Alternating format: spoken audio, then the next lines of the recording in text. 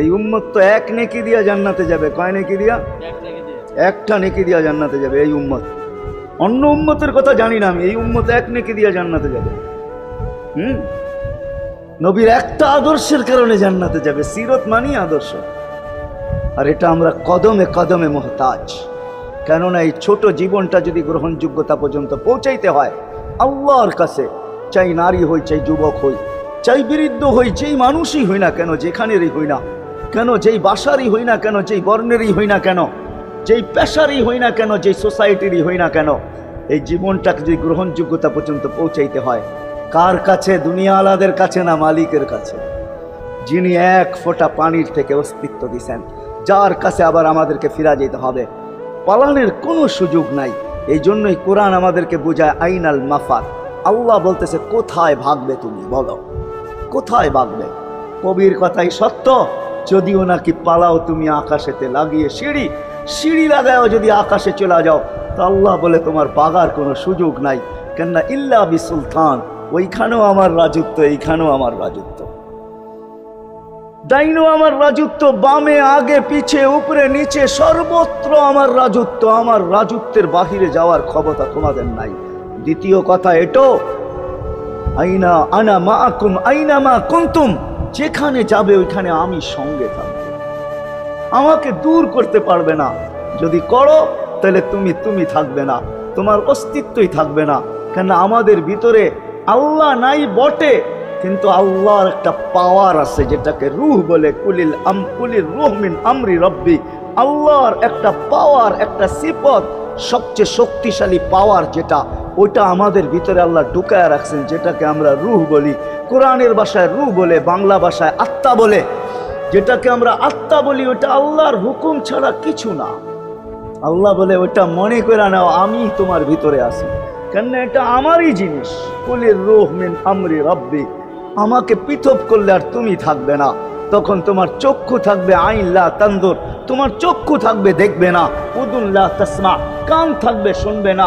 লিসান লা তান্ত্রিক, জবান থাকবে কিন্তু জিহ্বা থাকবে কিন্তু বলবে না।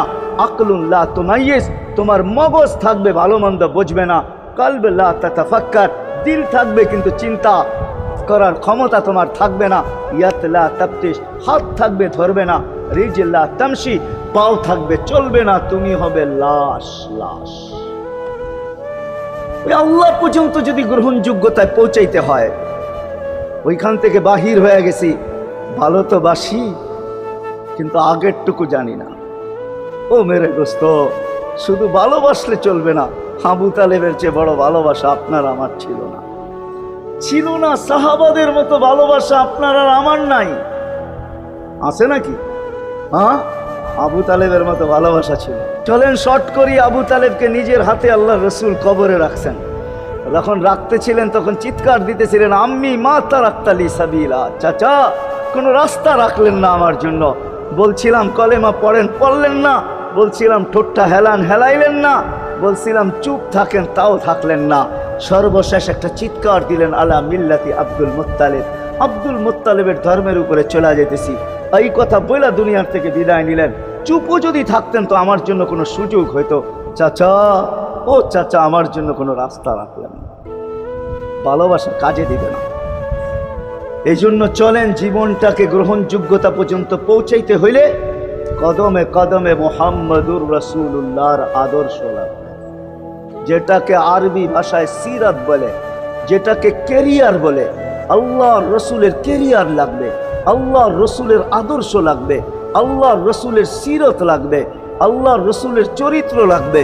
এই জন্যই আল্লাহ কোরআনে বলছেন, লাকাদ কানা লাকুম ফি রাসূলিল্লাহি উসওয়াতুন হাসানা, তোমরা লিমান কানা ইয়ারজুল্লাহ, তোমরা যদি আমাকে পাইতে চাও তাহলে আমার আদর্শ সহজ করছেন, কঠিন করেন নাই।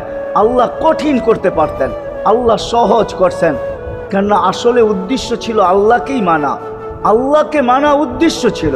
কিন্তু আল্লাহকে চোখে দেখা যায় না, মানবে তো মানবে কি করে? আল্লাহর কথা শোনা যায় না, তো আল্লাহকে মানবে তো মানবে কি করে? আল্লাহকে তো দেখা যায় না, আল্লাহকে তো আল্লাহর কথা শোনা যায় না, আল্লাহকে ধ্যান ধারণায় আনা যায় না। কোনো ধ্যান ধারণার ভিতরে আনা যায় না যে আল্লাহর আকৃতি এরকম। আল্লাহকে ধ্যান ধারণায় আনা যায় না, বর্ণনা দিয়ে শেষ করা যায় না। আল্লাহর বর্ণনা দিয়ে কেউ শেষ করতে পারবে না। কোরআন বড় কিছু আমাদেরকে বুঝাইছেন, অনেক বুঝাইছেন যে আল্লাহর বর্ণনা দিয়ে শেষ করা যাবে না। আল্লাহ শুধু আল্লাহ না, 99 নাম দেখলেই বোঝা যায় যে আল্লাহকে। আল্লাহ শুধু আল্লাহ না, আল্লাহ 99টা পদের অধিকারী। বিদায় আল্লাহ ধরা ছোঁয়ার বাহিরে আল্লাহ মানুষ প্রশ্ন করতে পারে, আপনাকে মানবো তো মানবো কি কইরা, পাবো তো পাবো কি কইরা। তো আল্লাহ আসান করছেন যে আমার নবীর আদর্শের ভিতরে আমি লুকায়িত আছি। ফুলের ভিতরে যেরকম ঘেরান লুকায়িত থাকে, আমার নবীর আদর্শের ভিতরে আমি লুকায়িত। নবীর আদর্শ মানতে থাকবে, আমাকে পাইতে থাকবে। এই জন্যই রাসূলুল্লাহর আদর্শ দরকার, সিরাত দরকার, কেরিয়ার দরকার।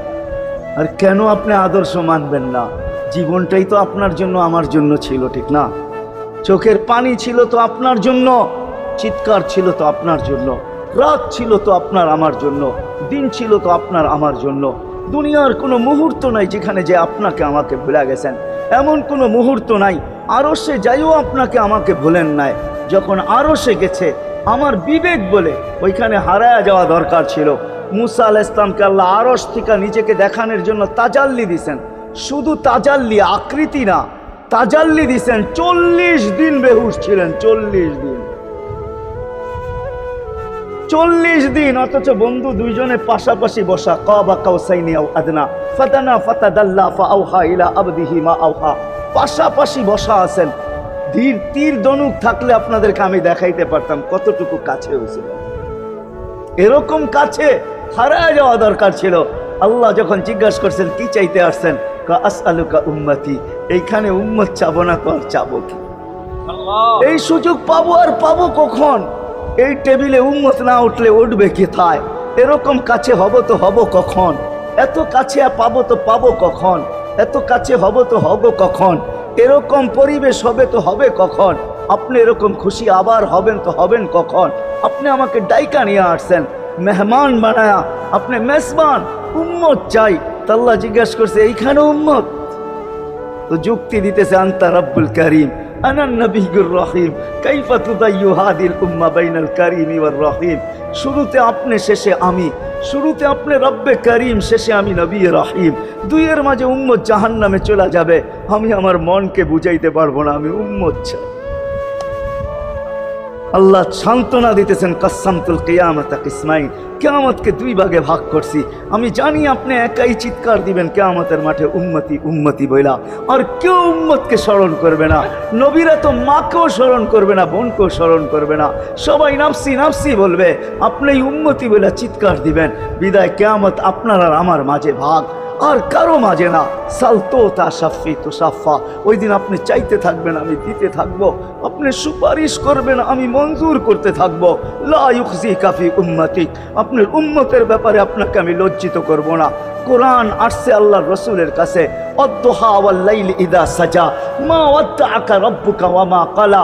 এই সূরার ভিতরেই আছে সাউফা ইউতিকা রাব্বুকা ফাতারদা, আপনাকে আমি রাজি করে ছাড়বো। কোরআন যখন নাজিল হইতেন তো কি অবস্থা হইতো ওলামারা জানে। আল্লাহ রসুল ঘামতে থাকতেন, এতটুকু কষ্ট হইতো। কখনো কখনো বলতেন কাদার রু আইয়া খরুজ, মনে হয় আমার রুটা বাহির হয়ে চলে যাবে। ওই কষ্টের ভিতরে জিবরিল যখন সাউফা ইউতিকা রাব্বুকা ফাতারদা পড়তেছিল, ওইখানেই থামায়া দিছে, জিবরিল থামো। বলছে কেন? সূরা এখনো শেষ হয় নাই। বলছে থামো, আল্লাহ আমাকে রাজি করতে চাইতেছেন, আমি এই মুহূর্তেই আল্লাহর কাছে কিছু চাইতে চাইতেছি। বলছে তোমাকে সাক্ষী রেখা। বলছে কি চাবে? তো চিৎকার দিয়া বলতেছে ইলাহি লান আরদা, ইলাহি লান আরদা হাত্তা ইয়াকুনা ওয়াহিদ মিন উম্মতি ফিন নার। ও মাবুদ, ও ইলাহি, ও আল্লাহ, এক উম্মত জাহান্নামে থাকা পর্যন্ত আপনার উপরে রাজি হব। আল্লাহ, এক উম্মত থাকা পর্যন্ত রাজি হব না। যে আরশে যায় বলে নাই, কিয়ামতের মাঠেও বলবে না। উম্মতি চিৎকার দিবে, হাসান হোসাইন দিবে না। হাসান হোসাইন কলিজার টুকরা ছিল, কোনো একদিনের কাহিনী। হাসান হোসাইন জিজ্ঞাসা করছে নানা যান আপনি উত্তম না আমরা উত্তম? আল্লাহ রসুল সাদা সিধা জবাব দিছে আমি উত্তম, আমি সাইয়্যিদুল আউয়ালিন ওয়াল আখিরিন, আনা সাইয়্যিদা উলদি আদম, লিওয়াউল হামদি বিয়াদি ইয়াউমাল কিয়ামা। হায় হায়, আল্লাহর জান্ডা কিয়ামতের দিন আমাদের নবীজির হাতে থাকবে। মাধবদের মানুষ বোঝেন আমি যেটা বুঝাইতে চাইতেছি। ওই হাসান হুসাইনের খবর নিবেন না, নিবে উম্মতের খবর। জিজ্ঞাসা করছে নানা যান আপনি উত্তম না আমরা? আল্লাহ রসুল বলছে আমি উম্মত। দুইজনে হাসতে হাসতে কুটা কুটা। আল্লাহ রসুল বলছে এত হাসো কেন? কয় জবাব হয় নাই। মানি আমরা দুইজন উত্তম। কি কইরা তোমরা দুইজন উত্তম? প্রমাণ। আমাদের আম্মাজানকে চিনেন? তা আম্মার পরিচয় দিয়া বলতেছে উম্মু কালাইসা বিশাই, আমাদের আম্মার সামনে আপনার আম্মা কিছুই না। আমাদের আব্বাকে চিনেন? আব্বার পরিচয় দিয়া বলতেছে আবু কালাইসা বিশাই, আপনার আব্বা আমাদের আব্বার সামনে কিছুই না। আমাকে নানাজানকে চিনেন? চিনেন আমাদের নানাজানকে? আমাদের নানাজানের সামনে জাদ্দু কালাইসা বিশাই, আপনার নানাজানের তো মানুষ নামই জানে না। অনেকে আছে এখানে আল্লাহ রসুলের নানার নাম জানে না। জানেন? জানে না। আপনার নানার নামই মানুষ জানে না। আমাকে নানাজানকে চিনেন? তো দুইজনকে উঠায়া কোলে নিয়ে চুমা খাইতেছেন আর বলতেছেন তোমরাই উত্তম, মাইনা নিলাম। হায় হায়, ও মাধবদীর মানুষ যে কিয়ামতের মাঠে বলতেন, যে দুনিয়ার থেকে যখন বিদায় নিতেছিলেন, হায় হায়, মালাকুল মউত যখন অনুমতি চাইতেছিলেন বুকে হাত রাখবো কি রাখবো না, তো বলছে অনুমতি দিব। আইনা আখি জিবরিল, আমার ভাই জিবরিল কোথায়? তো বলছে দেখা আসছি ফি সামাইল উলা, প্রথম আকাশে। একটু পরে উনি সালাম দিয়া ঢুকছেন, ওনার চোখে পানি ছিল। তো বলছে আপনি কাঁদেন কেন? বলে আজকে এলপিআরে চলে যাব, আর কোনোদিন ওহির বাহক হয়ে জমিনে আসবো না।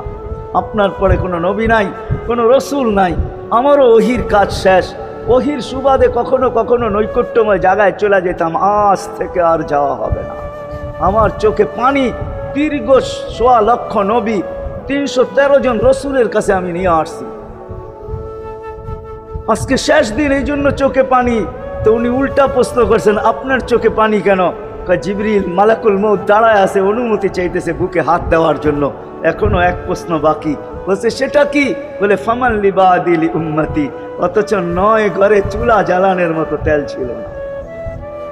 খাওয়া তো দূরের কথা, বাতি জ্বালানোর তেল ছিল না। আম্মা জান আয়েশা রাদিয়াল্লাহু তাআলা আনহা বলেন যদি তেল থাকতো তো খিদার তাড়না এতটুক ছিল, আগে তেল পান করে নিতাম। হাদিস উঠায় দেখেন, লেখা আছে ৯ ঘর ছিল, ৯ ঘর।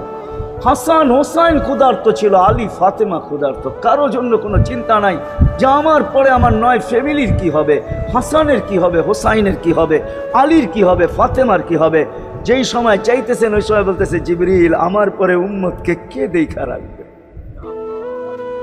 লানত আমাদের জিন্দেগির উপর, লানত আমাদের জিন্দেগির উপরে। এমন জিন্দেগির থেকে জমিন ফাইটা মরা যাওয়া উচিত। আমি তো মাঝে মাঝে বলি আমাদের জমিনটা উল্টায় যাওয়া উচিত, যে মৃত্যু সময় বলতেছে আমার উম্মতকে কে দেখা রাখবে। জিবরিল ছুটা গেছেন, ছুটা আসছেন, আল্লাহ জবাব পাঠাইছেন লা আতরুকু উম্মাতাকা ফারদা ওয়ালা ওয়াহদা। বন্ধু চলে আসেন, আপনার উম্মতকে আমি দেখা রাখবো,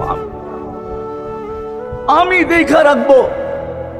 হায় হায়, সবাইকে সালাম দিছেন একবার বা দুইবার, সবার দুরুদ পড়ছেন তো আল্লাহ একবার বা দুইবার, সালাম পড়ছেন কোন নবী রসুলের উপরে একবার কি দুইবার। আর বন্ধুর সালাম প্রতি জুমা ইমাম আছে, খতিব আছে, ইমামরা একটা আয়াত পড়ে কোরআনের, ইন্নাল্লাহা ওয়া মালাইকাতাহু ইউসাল্লুনা আলান নবী ইয়া আইয়ুহাল্লাযীনা আমানু সাল্লু আলাইহি ওয়া সাল্লিমু তাসলিমা। এই আয়াত আমাকে অনেক কিছু বোঝায়। ইমাম ওলামারা, আলেম ওলামারা বলবে এই আয়াতে আমাদেরকে দুরুদ পড়ার হুকুম দিছেন, আমিও বলবো দুরুদ পড়ার হুকুম দিছেন। কিন্তু আমার প্রশ্ন আছে এখানে, আমার প্রশ্ন, আল্লাহ আমাদেরকে পড়তে বলতেছেন, ঠিক আছে, আমরা কয়দিনই থাকবো আর কয়দিনই পড়বো? একদিন তো আমরা মারা যাব, তো আপনার বন্ধুর উপরে দুরুদ কে পড়বে? আল্লাহ বলে বেওকুফ, দেখোস না ফেরেশতাদের নাম নিছি, ফেরেশতারা পড়বে। আমি যদি আল্লাহকে উল্টা প্রশ্ন করি, একদিন তো ফেরেশতাও থাকবে না, মালাকুল মউত মারা যাবে।